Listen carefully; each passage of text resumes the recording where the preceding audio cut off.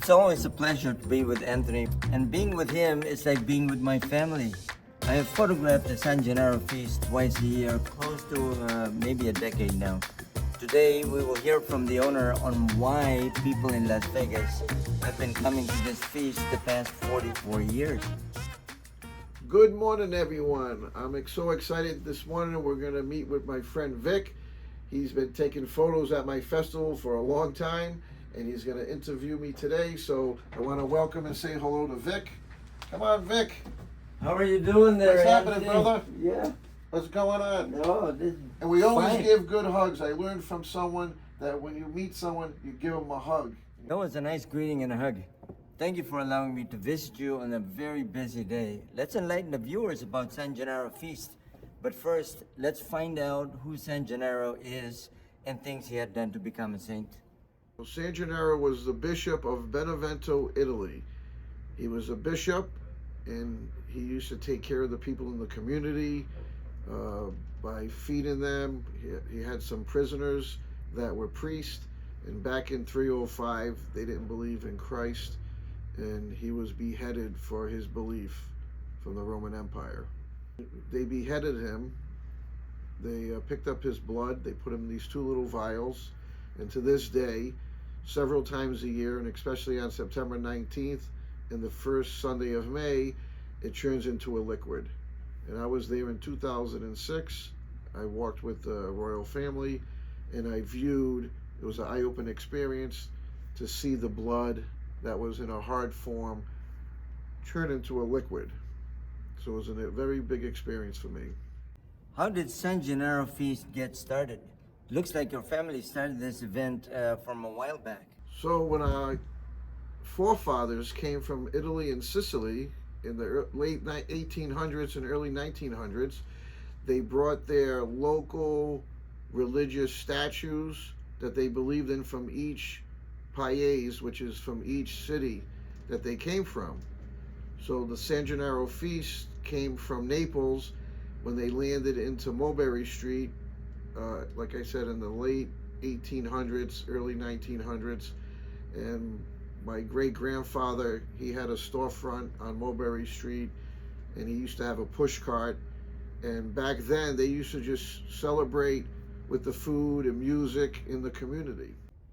Where has the San Gennaro Feast brought you? Also, tell us about your observation on how people react on San Gennaro Feast. So where the San Gennaro Feast brought me is we went to Rhode Island in my neighborhood where I grew up, and there was a restaurant for rent. I used to drive by it as a kid every single day. It was across the street from our church, and I took it over in 2016. And my main purpose, my daughter Taylor runs it, and with her boyfriend Artie, and I have staff there that have been with me since I started, and the cooks.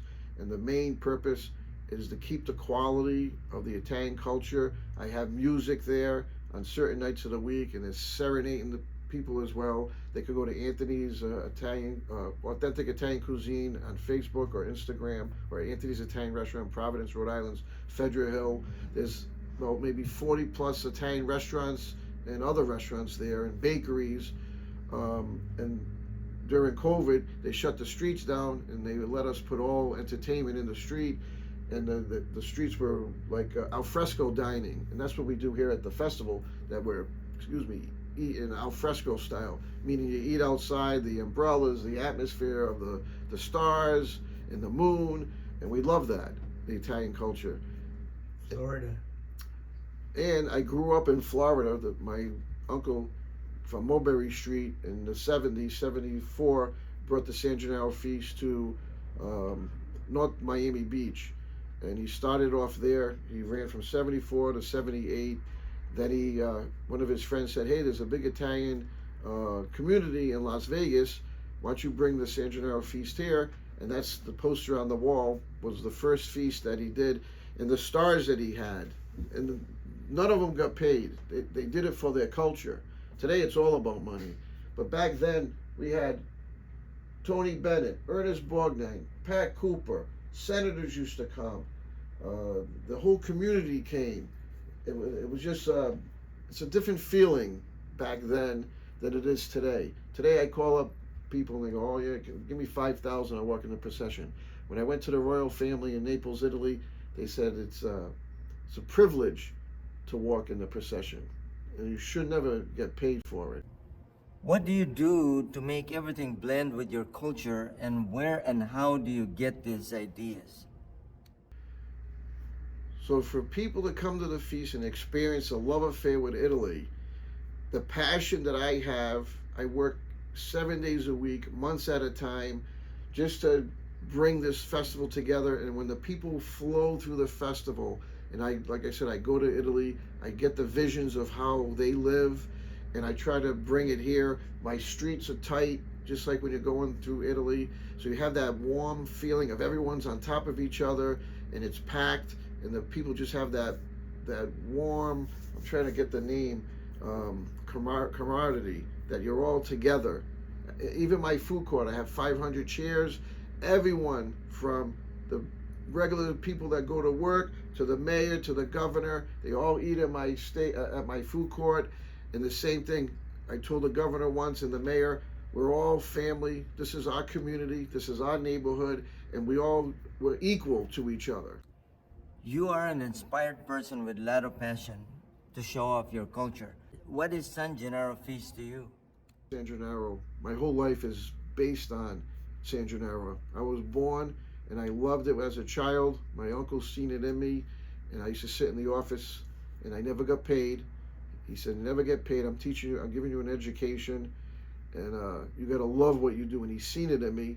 And so from 11 years old to today, I got to thank him for finding that the needle in the golden haystack, he said. That's what he told me. He goes, you're the needle in the golden haystack.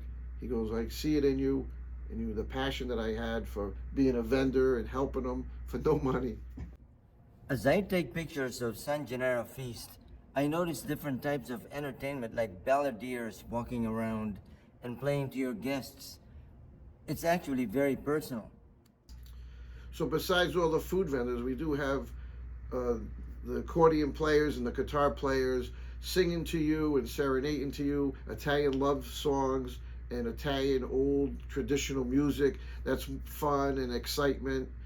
So the kids and the families, they dance around while they're eating. They sing love songs to you with the violins. So it's a big atmosphere of Italian culture that we create. Besides Italian vendors, what other cultures do you allow in your event? And there could be Asian restaurants, Mexican restaurants, Greek restaurants, plus the Italian restaurants. So it's a melting pot. We have fair food like zapalas and funnel cakes and beef on the stick and chicken on the stick. So there's a big variety of food because Vegas is just such a multi-ethnic population of everyone. Customers look for years, that I always try to outdo myself, is definitely have the Italian food and the Italian music. So with the food, definitely number one is sausage and peppers, zapalas. We have chicken dishes, chicken piccata. We have veal dishes. We have cannolis, tiramisu. So when the customers come, they know that they're going to see this type of food at the feast, and especially the Italian music. So I have, like I said before, Ciro Giorgio. He comes from Naples, Italy. He sings all Italian love songs. And then at night, when we get closer, we have Biagio. He brings out the Italian flags, and he's on the stage, and he's singing Italian folk songs and popular Italian music. And then at night, we have local bands, so the people could come out, they dance, and they have a good time. So when you're walking through the streets, just like in Italy, I've been going a lot to see how they celebrate. And we have violin players, we have accordion players that serenade you while you're eating at the food court and throughout the festival. So, and then we have the Puccinello, so he dances around and gets the activity of the kids and the atmosphere of an Italian neighborhood.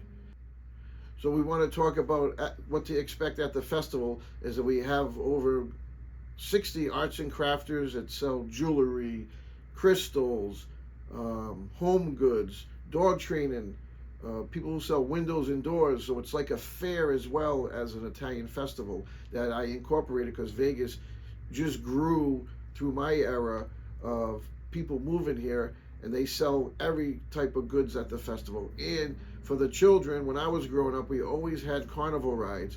So I have the biggest amusement rides at the San Gennaro Feast every year with big rides with merry-go-rounds and Ferris wheels and roller coasters. So the kids come, the whole families. I do parents ride for free on opening night.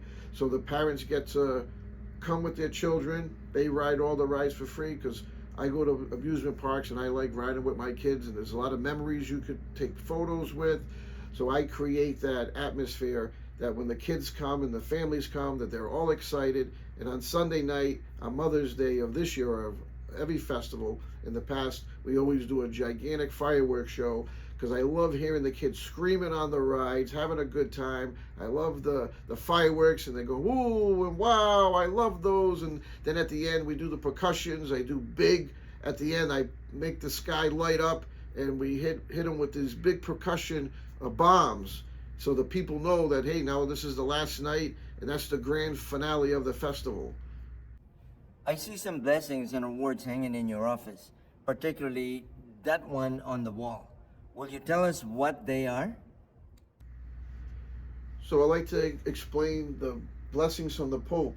So I wanted to keep the culture alive, and what my uncle did, he had a blessing from the Pope, John Paul, I believe the first or the second. So it was in my belief to find out who gives out those blessings, the Apostolic blessing. So one of my friends, Emilio Brioni, he was dear friends with a gentleman that has a restaurant in the Pianta Pensignone in Rome, and he got me these blessings every year. With the first one, John Paul II, and then Pope Benedict, and now with Pope Francis. So they all gave me these awards for keeping, I guess, the Italian culture alive. Or they just, every year when there's a new Pope, I ask, and I will get their blessing. I also have some of your posters dating back in the early 80s with popular names like Tony Bennett and Pat Cooper as Grand Marshals. I remember Pat when I was an entertainer years ago. He was a big headliner. So Mr. Pat Cooper is a famous comedian for decades in Las Vegas, and he was our first Grand Marshal in 1980, and a dear friend of my Uncle Jimmy Palmisano that had the festival. And this year, the Neon Museum, he donated the Flamingos sign, and on May 19th, we're going, I helped sponsor the erection of this to be at the Neon Museum in downtown Las Vegas, because he was a headliner in Las Vegas for decades with Frank Sinatra at Caesar's Palace and other hotels on the Strip, the Flamingo. So the Italian culture loved him. He was a very funny comedian. I loved him. He used to come in my office and tell us jokes, and we always would be in stitches. And he loved to be the Grand Marshal. The last time he was our Grand Marshal was 2019. I believe he passed away a year ago. He was going to be 93, and he was so honored to come and talk on our stage. Besides the blessings given to you by the Vatican popes, you were also given awards by the Italian government. Let's talk about that. During my work, Italy, they recognized what I was doing, and I had a professor come to the feast. He gave me awards. They can't believe that I put so many Italian flags, whether we paint the stands green, white, and red, and I paint them fresh every single feast. All my streamers, I buy brand new every feast, so it's fresh and clean. So they knighted me.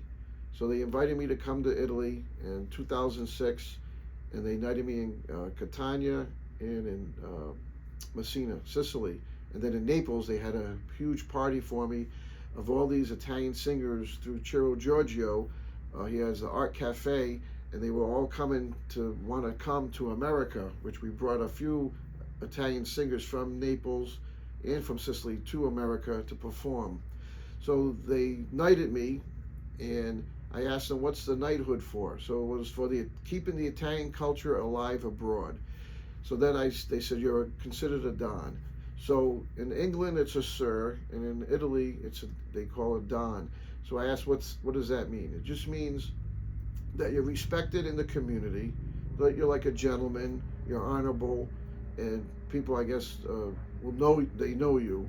So then they asked me in 2018 that they made me a cavalier, and the same thing. It's just another step in their history of that they're recognizing me as keeping the Italian culture alive abroad.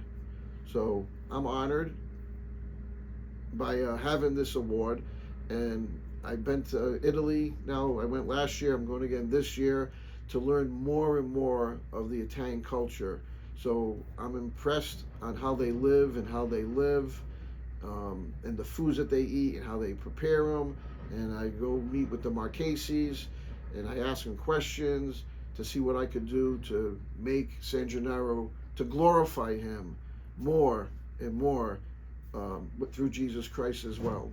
So I wear his the crest in Jesus. So the royal family, I asked them because I believe my great grandfather was part of the royal family in Sicily.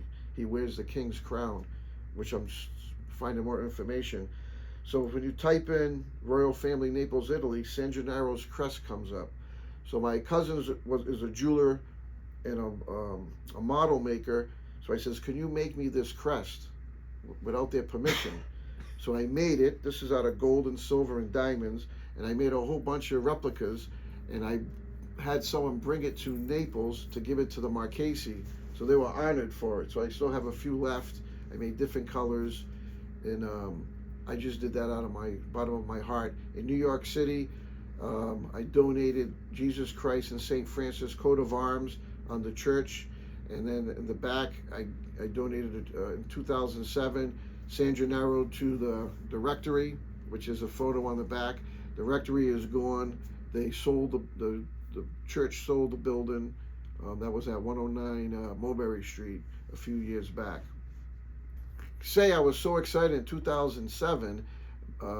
Mayor Oscar Goodman, at the time, he gave me the key to the city and helping with Tony Sacker. He was my ambassador of entertainment for years. And now Mayor Carolyn Goodman, she comes and walks in the procession with us when we're in the city. So it was a great honor that I have on my desk in Florida that he gave me the key to the city. And I asked him too, what does this mean? What's the symbol? And he just says that people know you, and it opens doors. Like when you work around the people in the city, or in the fire department, in the police department, they just recognize you, I believe, as a good person. So I was honored to get the key to the city. There are a lot of events and promoters in this town. For those who are doing similar events, what sort of good words and encouragement can you share with them? So for the people who are or promoters, or the culture events that people are looking to do, you got to keep your word. You work every single day. It's just a love of what I do. I leave my family for months. They know that I'm here to put on the Italian cultural event. So I work all year round. I don't get paid until the festival's over.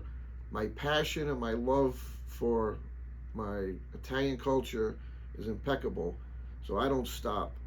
I could work every single day, and if it's good or bad, I still go to the next one. So it doesn't make a difference to me. I don't care about, of course we all want to make a living, but I don't look at money. Like when I talk to young kids today, how much money am I going to make?